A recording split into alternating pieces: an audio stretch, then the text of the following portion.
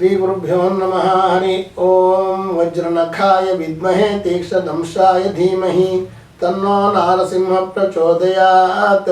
ಆತ್ಮೀಯ ವೀಕ್ಷಕರೇ, ವಾರ ಭವಿಷ್ಯವನ್ನು ಹೊರತಂದಿದ್ದೇನೆ.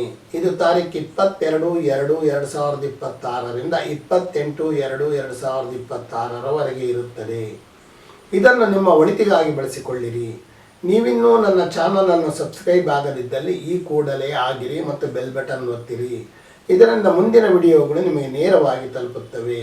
ಈಗ ಒಂದೊಂದೇ ರಾಶಿಯ ವಾರ ಭವಿಷ್ಯದತ್ತ ನೋಡೋಣ. ಮೇಷರಾಶಿ.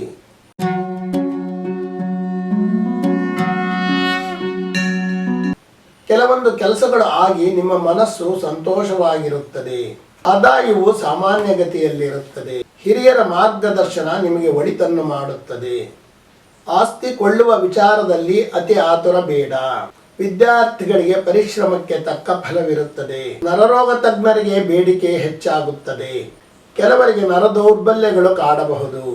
ಸುಗಂಧ ದ್ರವ್ಯ ಮಾರುವವರಿಗೆ ಅಧಿಕ ಲಾಭವಿರುತ್ತದೆ. ಸಂಗಾತಿಯ ಆದಾಯದಲ್ಲಿ ಸ್ವಲ್ಪ ಹೆಚ್ಚಳವನ್ನು ಕಾಣಬಹುದು. ಹಿರಿಯರ ಕೃಷಿ ಭೂಮಿಯಿಂದ ಹೆಚ್ಚು ಆದಾಯವನ್ನು ನಿರೀಕ್ಷೆ ಮಾಡಬಹುದು. ಸರ್ಕಾರಿ ಕೆಲಸ ಕಾರ್ಯಗಳಲ್ಲಿ ಹೆಚ್ಚಿನ ಸರಾಗತೆಯನ್ನು ಕಂಡು ಕೆಲಸಗಳು ಮುಂದುವರಿಯುತ್ತವೆ. ಆಮದು ರಫ್ತು ಮಾಡುವವರ ಲಾಭ ಹೆಚ್ಚಾಗುತ್ತದೆ. ವೃಷಭ ರಾಶಿ.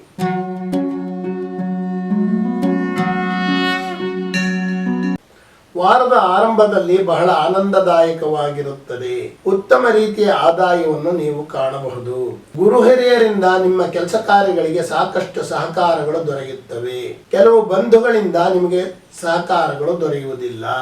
ಆಸ್ತಿ ಮಾರಾಟ ಮಾಡುವವರಿಗೆ ನಿರೀಕ್ಷಿತ ಲಾಭ ಇರುವುದಿಲ್ಲ. ವೃತ್ತಿಯಲ್ಲಿನ ಪರೀಕ್ಷೆಯನ್ನು ತೆಗೆದುಕೊಂಡು ಮೇಲ್ದರ್ಜೆಗೆ ಏರುವ ಅವಕಾಶಗಳು ನಿಮಗಿದೆ.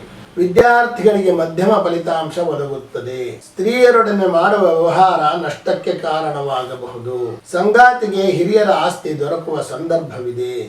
ಕೆಲವರಿಗೆ ಅನಿರೀಕ್ಷಿತ ಧನಲಾಭಗಳಾಗಬಹುದು. ಮಿಥುನ ರಾಶಿ.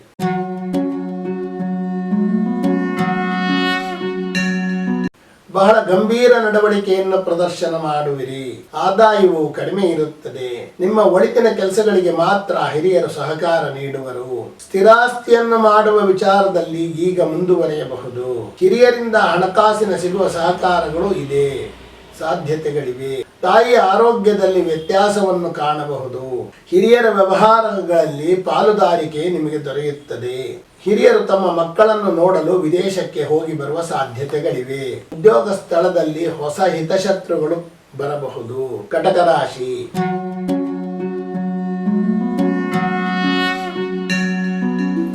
ವಾರದ ಆರಂಭದಲ್ಲಿ ಮಂದತನ ಆಗಿರುತ್ತದೆ. ಆದಾಯವು ಕಡಿಮೆ ಇದ್ದು ಅದರಲ್ಲೇ ನಿಭಾಯಿಸಬೇಕಾದ ಪರಿಸ್ಥಿತಿ ಇರುತ್ತದೆ. ಧಾರ್ಮಿಕ ಉಪನ್ಯಾಸ ಮಾಡುವವರಿಗೆ ಬೇಡಿಕೆ ಹೆಚ್ಚಾಗುತ್ತದೆ. ಒಡಹುಟ್ಟಿದವರು ಮತ್ತು ಬಂಧುಗಳು ಅವರ ಅವಶ್ಯಕತೆಗಾಗಿ ಮಾತ್ರ ನಿಮ್ಮಲ್ಲಿಗೆ ಬರುವರು. ಆಸ್ತಿ ವ್ಯವಹಾರ ಮಾಡುವವರಿಗೆ ಹೆಚ್ಚಿನ ಲಾಭವಿರುತ್ತದೆ. ಕೃಷಿಯಿಂದ ಹೆಚ್ಚು ಆದಾಯ ಬರುತ್ತದೆ. ಸಂಗಾತಿಗೆ ಈಗ ಆಸ್ತಿ ದೊರೆಯುವ ಸಂದರ್ಭವಿದೆ. ವಿದೇಶ ವ್ಯವಹಾರಗಳಲ್ಲಿ ಮುನ್ನಡೆಯನ್ನು ಕಾಣಬಹುದು. ತಂದೆಯ ಆರೋಗ್ಯದ ಬಗ್ಗೆ ಹೆಚ್ಚು ಕಾಳಜಿ ವಹಿಸಿರಿ. ಉದ್ಯೋಗದಲ್ಲಿ ನಿಮ್ಮ ಕೆಲಸದ ಬಗ್ಗೆ ಮೆಚ್ಚುಗೆ ಬರುತ್ತದೆ. ಆಭರಣ ವ್ಯಾಪಾರಿಗಳಿಗೆ ಆದಾಯ ಹೆಚ್ಚುತ್ತದೆ. ಸಿಂಹರಾಶಿ.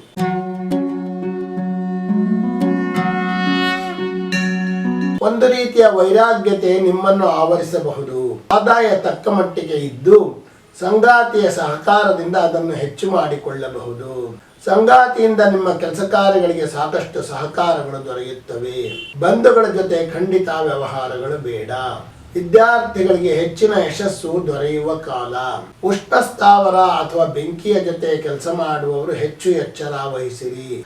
ಸಂಗಾತಿಗೆ ವಿದೇಶದಲ್ಲಿ ಹೊಸ ಕೆಲಸ ಅಥವಾ ಅವಕಾಶಗಳು ದೊರೆಯುತ್ತವೆ. ನಿರೀಕ್ಷಿತ ವ್ಯವಹಾರಗಳಲ್ಲಿ ಅಷ್ಟ ಪ್ರಗತಿ ಇರುವುದಿಲ್ಲ. ತಾಯಿಗೆ ತವರಿನಿಂದ ಆಸ್ತಿ ದೊರೆಯುವ ಸಾಧ್ಯತೆಗಳಿವೆ. ಪುಸ್ತಕ ವ್ಯಾಪಾರಿಗಳಿಗೆ ಲಾಭ ಹೆಚ್ಚಾಗುತ್ತದೆ. ಕನ್ಯಾ ರಾಶಿ.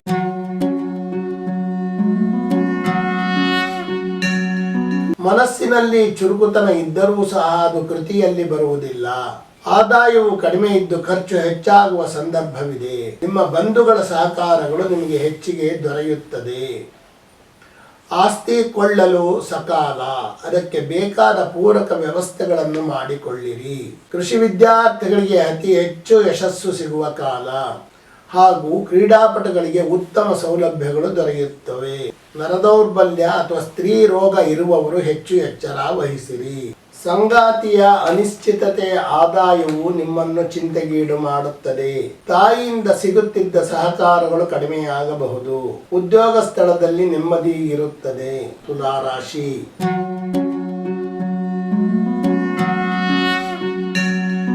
ವಾರದ ಆರಂಭದಲ್ಲಿ ಸಂಗಾತಿ ಕಡೆಯಿಂದ ಒಳ್ಳೆಯ ಸಮಾಚಾರವೊಂದು ಕೇಳಿ ಬರುತ್ತದೆ.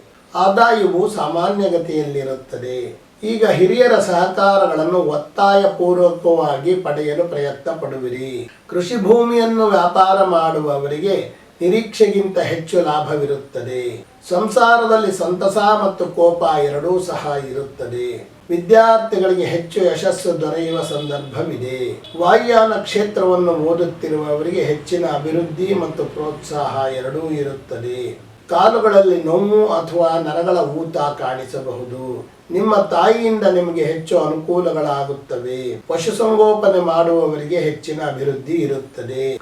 ವೃಶ್ಚಿಕ ರಾಶಿ.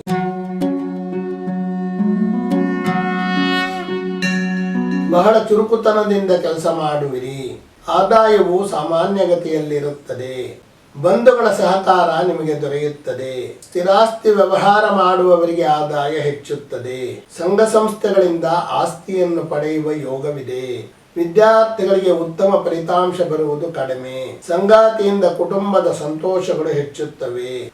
ಶೀತ ಬಾಧೆ ಕೆಲವರನ್ನು ಕಾಡಬಹುದು. ನಿಮ್ಮ ಆರ್ಥಿಕ ಬೆಳವಣಿಗೆಗಳಿಗೆ ಸಂಗಾತಿಯು ಸಹಕಾರ ನೀಡುವರು. ಶಾಲಾ ಕಾಲೇಜುಗಳಿಗೆ ಸಂಬಂಧಪಟ್ಟಂತೆ ಪಾಲುದಾರಿಕೆ ನಡುವೆ ಬೇಕು ಉಂಟಾಗಬಹುದು.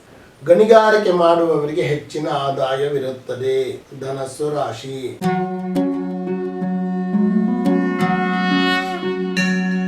ಸಮಾಜದಿಂದ ಈಗ ಗೌರವಿಸಲ್ಪಡುವಿರಿ. ಕೃಷಿಯಿಂದ ಅತಿ ಹೆಚ್ಚು ಆದಾಯವನ್ನು ಪಡೆಯುವಿರಿ. ನಿಮ್ಮ ಸಾಮಾನ್ಯ ಆದಾಯಗಳು ಸಾಮಾನ್ಯ ಗತಿಯಲ್ಲಿರುತ್ತವೆ. ಬಂಧು ಬಾಂಧವರ ನಡುವೆ ಇರುವ ವಿರೋಧಾಭಾಸಗಳನ್ನು ಕಡಿಮೆ ಮಾಡಲು ಪ್ರಯತ್ನ ಪಡುವಿರಿ. ಸಾಂಪ್ರದಾಯಿಕ ಕೃಷಿಯನ್ನು ಮಾಡುವವರಿಗೆ ಹೆಚ್ಚು ಬೇಡಿಕೆ ಬರುತ್ತದೆ. ಈಗ ವಿದ್ಯಾರ್ಥಿಗಳಿಗೆ ಹೆಚ್ಚಿನ ಫಲಿತಾಂಶ ಪಡೆಯುವ ಯೋಗವಿದೆ. ಹೈನುಗಾರಿಕೆ ಮತ್ತು ಡೈರಿ ವಿಭಾಗದಲ್ಲಿ ಕೆಲಸ ಮಾಡುತ್ತಿರುವವರಿಗೆ ಆದಾಯ ಹೆಚ್ಚುತ್ತದೆ. ಇದನ್ನು ಅಭ್ಯಾಸ ಮಾಡುವವರಿಗೂ ಸಹ ಹೆಚ್ಚು ಪ್ರೋತ್ಸಾಹ ದೊರೆಯುತ್ತದೆ. ಮಹಿಳೆಯರ ಜೊತೆ ನಡೆಯುವ ವ್ಯವಹಾರಗಳು ನಷ್ಟಕ್ಕೆ ಕಾರಣವಾಗಬಹುದು. ಸಂಗಾತಿಯಿಂದ ಹೆಚ್ಚು ಧನ ಸಹಕಾರ ಸಿಗುತ್ತದೆ. ಮಕರ ರಾಶಿ.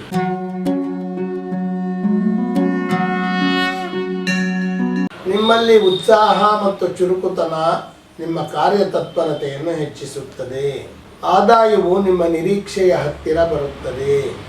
ಈ ವಾರ ನಿಮ್ಮಲ್ಲಿ ಹೆಚ್ಚು ಪರಾಕ್ರಮ ಮತ್ತು ಕೋಪ ಇರುತ್ತದೆ. ಹೈನುಗಾರಿಕೆ ಮಾಡುವವರಿಗೆ ಹೆಚ್ಚು ಅಭಿವೃದ್ಧಿ ಆಗುವುದು. ವಿದ್ಯಾರ್ಥಿಗಳಿಗೆ ನಿರೀಕ್ಷಿತ ಫಲಿತಾಂಶದ ಸಮೀಪ ಬರುವ ಸಾಧ್ಯತೆ ಇದೆ. ಉದರ ಸಂಬಂಧಿ ದೋಷಗಳು ಕೆಲವರನ್ನು ಕಾಡಬಹುದು. ಸಂಗಾತಿಯಿಂದ ಸಂಸಾರದಲ್ಲಿ ಸಂತೋಷದ ವಾತಾವರಣಗಳು ಉಂಟಾಗುತ್ತವೆ. ವಾರಾಂತ್ಯಕ್ಕೆ ದೈವ ಸಂದರ್ಶನಕ್ಕಾಗಿ ಹೋಗಿ ಬರುವ ಸಾಧ್ಯತೆಗಳಿವೆ. ನಿಮ್ಮ ವಂಶದ ವ್ಯಾಪಾರವನ್ನು ಮುಂದುವರಿಸಿಕೊಂಡು ಹೋಗುವುದು ನಿಮಗೇ ಒಳಿತು. ಉದ್ಯೋಗದಲ್ಲಿ ವೇತನ ಹೆಚ್ಚಳವಾಗುವ ಸಂದರ್ಭಗಳಿವೆ. ಕುಂಭರಾಶಿ.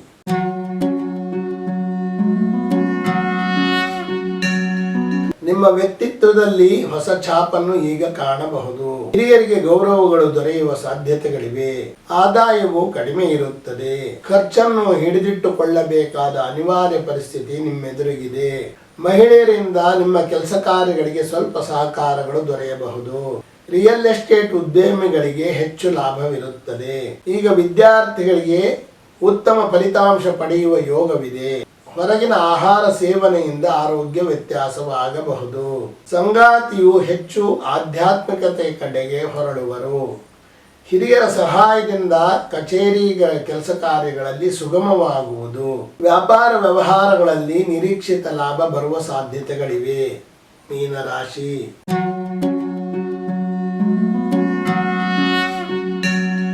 ನಿಮ್ಮ ಕೆಲಸದಲ್ಲಿ ಅಶ್ರದ್ಧೆ ಮತ್ತು ನಿಧಾನಗತಿಯನ್ನು ಕಾಣಬಹುದು. ಆದಾಯವು ಉತ್ತಮವಾಗಿರುತ್ತದೆ, ಆದರೆ ಅಷ್ಟೇ ಖರ್ಚು ಬರುತ್ತದೆ. ನಿಮ್ಮ ಮಾತಿನಿಂದ ಬಂಧುಗಳನ್ನು ಕಳೆದುಕೊಳ್ಳುವಿರಿ. ಆಸ್ತಿ ವ್ಯವಹಾರ ಮಾಡುವವರಿಗೆ ಸ್ವಲ್ಪ ಚೇತರಿಕೆಯನ್ನು ಕಾಣಬಹುದು. ವಿದ್ಯಾರ್ಥಿಗಳಿಗೆ ಶ್ರಮಕ್ಕೆ ತಕ್ಕ ಫಲ ಮಾತ್ರ ಇರುತ್ತದೆ. ಸ್ವಲ್ಪ ಉದರ ಸಂಬಂಧಿ ದೋಷಗಳು ನಿಮ್ಮನ್ನು ಕಾಡಬಹುದು. ಸಂಗಾತಿಯು ನಿಮ್ಮ ಸಲಹೆಗಳನ್ನು ಪರಿಗಣಿಸುವುದಿಲ್ಲ. ಆಭರಣ ವ್ಯಾಪಾರಿಗಳಿಗೆ ಸ್ವಲ್ಪ ಹಿನ್ನಡೆಯಾಗುವ ಸಂದರ್ಭವಿದೆ. ಹಿರಿಯರ ಆಸ್ತಿಯಲ್ಲಿ ಸ್ವಲ್ಪ ಭಾಗ ನಿಮಗೆ ದೊರೆಯಬಹುದು. ವೃತ್ತಿಯಲ್ಲಿರುವವರಿಗೆ ಅನುಕೂಲತೆಗಳು ಹೆಚ್ಚುತ್ತವೆ. ಕೃಷಿಯಿಂದ ನಿರೀಕ್ಷೆಗೆ ಮೀರಿದ ಲಾಭವನ್ನು ಕಾಣಬಹುದು. ಸರ್ಕಾರಿ ಕೆಲಸ ಕಾರ್ಯಗಳು ಬಹಳ ನಿಧಾನವಾಗುತ್ತವೆ. ಆತ್ಮೀಯರೇ, ಇದುವರೆಗೆ ತಾರೀಕು 22/2/2026ರಿಂದ 28/2/2026 ವಾರ ಭವಿಷ್ಯವನ್ನು ತಿಳಿಸಿರುತ್ತೇನೆ. ಇದನ್ನು ನಿಮ್ಮ ಒಳಿತಿಗಾಗಿ ಬಳಸಿಕೊಳ್ಳಿರಿ. ನೀವಿನ್ನೂ ನನ್ನ ಚಾನಲನ್ನು ಸಬ್ಸ್ಕ್ರೈಬ್ ಆಗದಿದ್ದಲ್ಲಿ ಈ ಕೂಡಲೇ ಆಗಿರಿ ಮತ್ತು ಬೆಲ್ ಬಟನ್ ಒತ್ತಿರಿ. ಇದರಿಂದ ಮುಂದಿನ ನೋಟಿಫಿಕೇಶನ್ಗಳು ನಿಮಗೆ ನೇರವಾಗಿ ಬರುತ್ತವೆ. ಧನ್ಯವಾದಗಳು.